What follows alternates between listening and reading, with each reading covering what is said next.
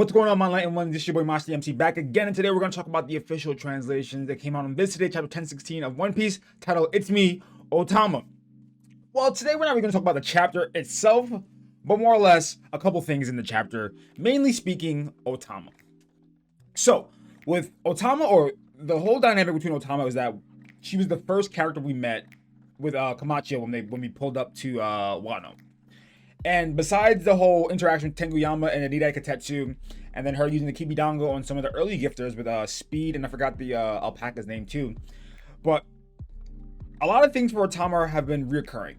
It was the use of her Kibidango and the death flags. And it's just at this point, it's just keep on showing itself. First was her getting captured, then was her getting captured again after Luffy and Zoro saved her. Then her being sick because she drank the water, her being hurt by Kaido, and the list goes on. And it's to the point where now that she's on Onigashima, like, I'm very fearful for Otama. So it had me thinking, if she does join the Straw Hats, maybe she's an apprentice alongside with Momo because of the promise that Ace made to her. Like, I can see it, and I want it to happen, but what other value does she bring outside of Onigashima once they leave? So her power of the Kibidango was able to change, or like basically control, not really control, but like make animals appeal to her, or even gifters at this point. So if she were to join the Straw Hats, her Devil Fruit becomes almost inconsistent, unless somehow, some way, the properties of her Kibidango can be changed. Like, maybe like it can be changed to be a harmful thing, like or maybe combined with Usopp's Kabuto, and it creates like a AOE area of effect type of ordeal. Because her being on the Straw Hats, like at that point, it would just be her basically having to be protected. So that means another Straw Hat will eventually have to protect her, and that's why I'm all for multiple people joining the Straw Hats, not just Yamato. I can see Yamato, Carrot. I keep talking about Caesar, and I like the dynamic of all those. But basically, Yamato being a retainer for the protector of Otama and Momonosuke, because if she joins the crew, she doesn't really there's no really plot point going forward after Onigashima with her being on the crew, with how her Devil Fruit is set right now, and her ambition is to travel the world. But at the same time, the next steps for the Straw Hats are like end game stuff. It's like facing the admirals, Navy admirals. It's like facing Blackbeard. It's like trying to get to the last island, and it's like the SSG. It's the possible storyline with Boa and Sabo and Vivi. So like her being in the Straw Hats, yes, I would like it because the image of them being apprentice, like the Buggy and Shanks for the Rogers crew. But at the same time, just like, all right, man, like, will she be okay? Like, will she be able to actually hold up? She's gonna be like a Shinobu, not Shinobu. She wants to be a Kunoichi. So, what do I see happening for Otama? One, the next chapter or the next couple chapters, she's going to give her orders, and then that in itself is going to show how reliable she is. And I feel like the interaction between her and her and Queen is going to happen. And I don't know why. So I keep having this thought that Shinobu is going to age Momo. Shinobu may age Luffy to not really age him, but like just maybe like speed up his process. Like maybe just touch him like for like a second to speed up his recovery process. And I can almost see the same thing happening with Otama. Because I'm trying to think, if she remains a kid. So Momonosuke, he has some capabilities with his Devil Fruit. He has some with his Voice of All Things. He has some with what happened wherever he read in the logbook. So he's an end game character. Like, he needs to be on the Straw Hat. And because he said, I need to survive, I can't die, I feel like he'll eventually go on the Straw Hat crew because he's an end game character. He needs to be in the end game. I don't want people to possibly show up from Mono at the end game. I'd rather Momo be with them going towards the end game, not him showing up at the end game. And Otama, I'm just like, if she were to age, she would then become a Kunoichi. She would be like more or less like a younger Shinobu. But at the same time, does she have the fighting capabilities? Just because they're aged does not mean they're actually going to be like effective, because you're not gaining the fighting experience. You're not gaining the muscle memory of being in battle. You're just really just older. Your body's older. And to be honest, it might be even a detriment to you because you're not really used to having an older body. So I'm just trying to think like, Otama this, Otama that. But that's why I got the thought of like, what are some other possibilities that she can use with her Devil Fruit? And I was talking about in my last video that possibly her Kibidango can be used on people with a broken will, just like in general. And that in itself can play a bigger factor because the Straw Hats are going to be facing or encountering multiple more people. So if her fruits were able to work on not just even animals or just like gifters, it's people with broken will, period. I feel like that adds that element for how Otama can fit, as well as being protected by Yamato and Carrot, possibly not maybe not Caesar, but she'll be in that realm with Otama, Yamato, Momonosuke, not saying Yamato, Otama, Yamato, Momonosuke, and Chopper, maybe even Usopp too, and Nami, because you know how Nami wants to play that motherly role and wants to protect the kids. So I feel like that group will end up being like a powerful group. I don't know. I just feel that the Straw Hats always are sectioned off. Like you have Luffy going for the big bad, Sanji going for number 2, Zoro going for number 1. And that's how the dynamic's always been. And Usopp is like on the side. He gets like a battle or preliminary battle, but then he also does like something in the side that makes him, or like makes his lie come true, or like he pulls out like a big task that everyone else can possibly do, like with Sugar, with Perona, stuff like that.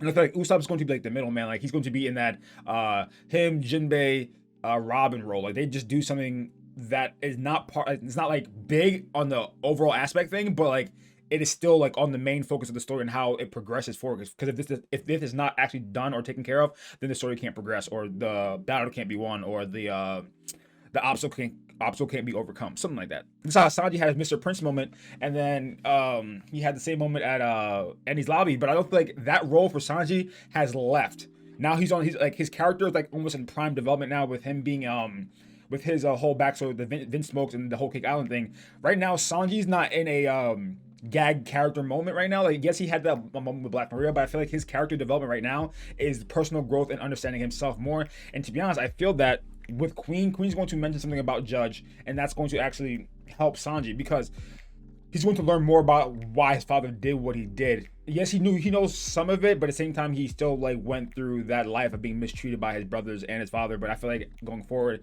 he's going to learn a little bit more about his father, and that might give him the closure to actually for him to develop personal growth. And I think the Raid Suit is actually going to reverse the effects and actually have the genetically modified person that Sanji was supposed to be actually come into fruition. But when it comes into fruition, he's actually going to retain his human emotions. Like he's not going to be like his brothers and sisters. Not Raiju, but Yonji and Ichiji, and I can't forget. I remember the third one. But besides that, let's get back on topic. So, what can Otama's Devil do? It can be work on people with broken wills, or maybe like I think it was Mr. 5, how it can explode. Maybe it can give an effect of being able to do that. Yes, I know that's really a stretch, and her doing that is like completely different than what her Devil really is. But I feel that it would add more of an element to her. Maybe like maybe she can produce so much, like, so I don't like comparing her to My Hero and One Piece, but maybe she can use so many and it can like use to like stick things. Like maybe Usopp can shoot on people and it gets sticky and they can't move, or it gets caught on someone's foot and they get stuck. If they use a lot of them, they're basically trapped, or something on that in that area. Because I don't see her developing any type of fighting style. Like Momonosuke can at least use a sword.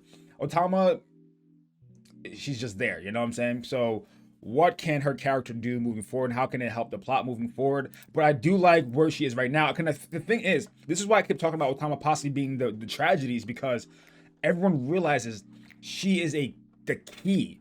Like once they get to the life floor, like say that they mentioned to Bao Huang, and they used Bao Huang and they told all the gifters it's now time to be on the raid side. Queen and King seeing and Apu and possibly the numbers, seeing that Otama is the key. Because remember, Ulti already figured it out. That was the main thing about the chapter that I picked up. Ulti figured out that Otama was the one. Maybe it's not really Otama, it was like other people as well, but Otama is the main factor in why the sides or the tide is turning right now.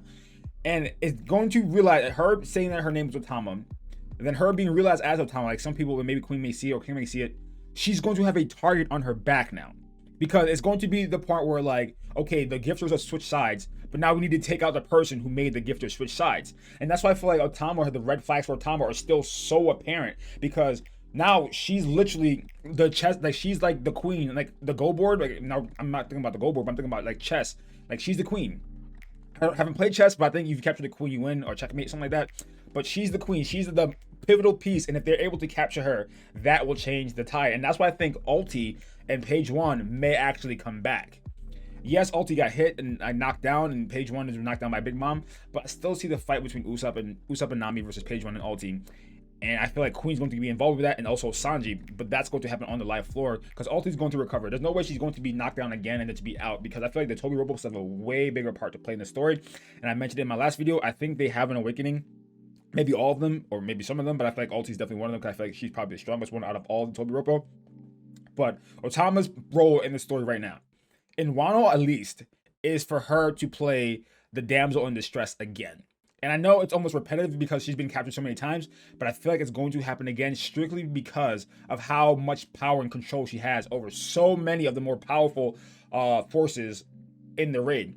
Yes, Oppu controls the numbers, but the gifters are basically right under the Toby Ropo. They're the next in line for people of power. And if all of them that have taken the Kiwidango switch over sides, they have to do something about that because they will be overrun. Because at that point, it'll just be the Toby Ropo, the commanders, Jack King and Queen, the numbers, and the people who aren't on the performance floor that are scattered around, and maybe Hawkins. And that's it. And then everyone else is on the raid side. And then you have Kaido. Obviously, Kaido is going to be a lot more. But I was thinking about what if it's like literally everyone in the raid, like literally everyone. The spirits come back with the whole fire festival thing and the interaction between the living and the dead. Literally every single one on Onigashima against Kaido, or maybe against Kaido and Big Mom. Maybe even the Big Mom pirates against Big Mom too, because I feel like they're both gonna go down, and I feel like maybe the Grand Fleet's supposed to come, and I like the storyline with the Grand Fleet coming, and then the interaction between them and Big Mom, but also the interaction between CP9 and Big Mom. And I was thinking that maybe the whole interaction with the whole spirits coming back, that might play a part in how Big Mom's interaction with Mother Caramel may go. Maybe Mother Caramel is able to come back down, or her soul's able to roam free with the whole lore of how Wano's actually supposed to be and how Wano's being presented. But I'm digressing from the main topic. But Otama's main piece right now is to give the order, but then to play the damsel in distress. The reason why I'm saying it's going to happen is because page 1 was down. We saw Ulti get hit by Big Mom, but Ulti was able to bounce back. I think page 1 is actually going to be able to come back and be that exact, do the same thing Ulti was trying to do, go after Otama and try to take her down.